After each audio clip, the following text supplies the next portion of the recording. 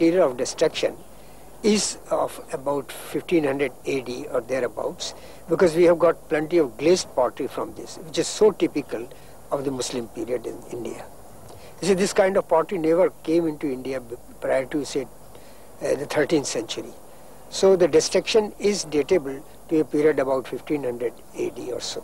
You can't be more precise than that, because pottery has a much wider range. But the destruction of the structure connected with those pillars took place around that period.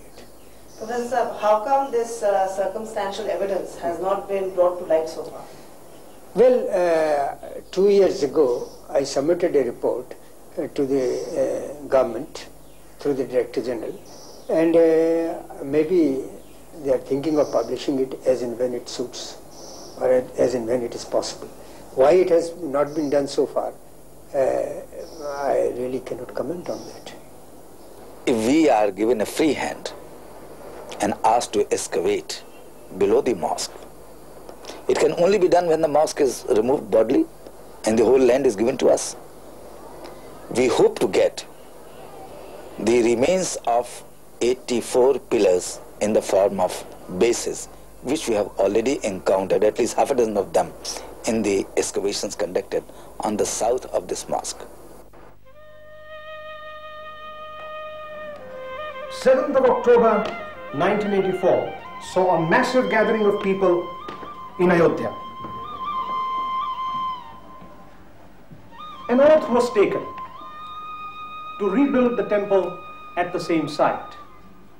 That, as it now seems in retrospect, was a launching of a movement on a scale unknown since the struggle for independence. Then came the historic event of 1st of February 1986.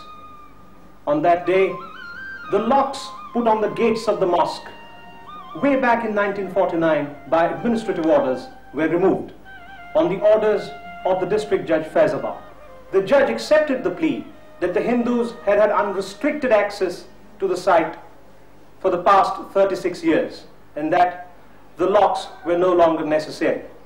According to another observation of the civil judge Faizabad on 23rd of March 1951, the place was never used as a mosque, nor was any namaz offered at the site since the year 1936. The next historic event is that of 19th of November 1989. On that day, the foundation laying ceremony, or what is known as the Shilanyas, took place. The event had a symbolic aspect. The first stone was laid by a Harijan. It was intended to signify that what was being laid was not the mere foundation of a temple, but the foundation of an entirely new social order. The year 1990 was a year of swift developments. The whole issue was engulfed in a spate of litigations and negotiations, and of course political manipulations by various groups and political parties who had their own axes to grind in the matter. In the midst of all these developments, it was declared that on 30th of October 1990, Car Seva would take place at Ayodhya. Hundreds of thousands of people started gathering in and around Ayodhya. The then UP government of Shri Mulayam Singh Yadav took unprecedented security measures to prevent people from going to Ayodhya. But people nevertheless reached Ayodhya in spite of the unprecedented security measures, and Car Seva commenced on 30th of October 1990 as planned and as declared. A fresh round of negotiations now began between the AIBMAC and the VHP under the new dispensation. On 1st and 2nd December 1990, preliminary discussions were held to decide the modus operandi of the negotiations.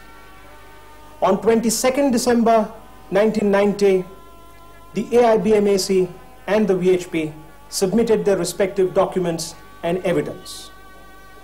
On 6th of January 1991, the VHP gave its rejoinder to the AIBMAC statement. The government minutes of the meeting of 6th of January 1991 read, The VHP submitted its rejoinder in which it tried to refute the claims of the AIBMAC point-wise.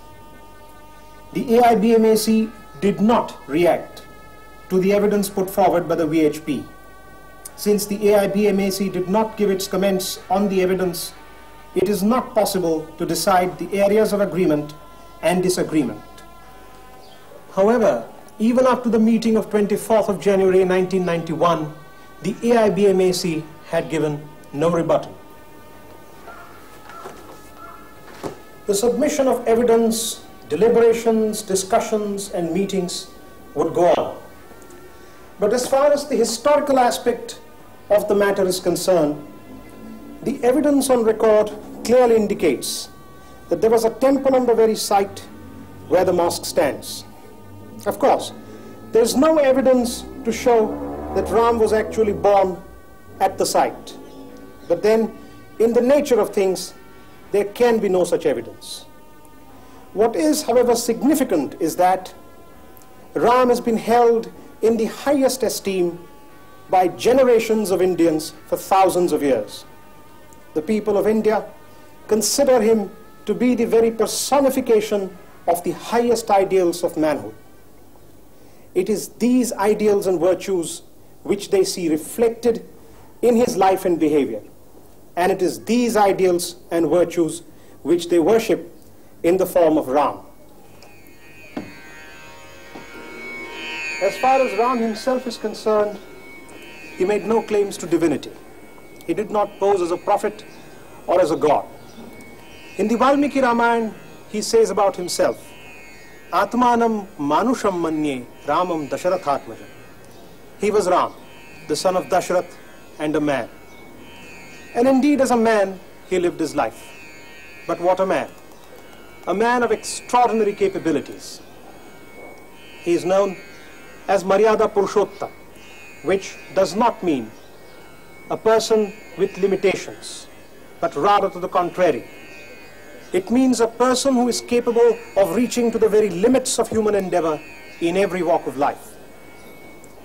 As a child, he craved for the moon. As a son, he unflinchingly obeyed his father. As a strategist in war, he befriended Vibhishan, the brother of his enemy. As a friend of Sugriv, he killed Vali, though he had no personal reason to do so. And as a husband, he fought the most brutal war to rescue his wife from the clutches of Ravan.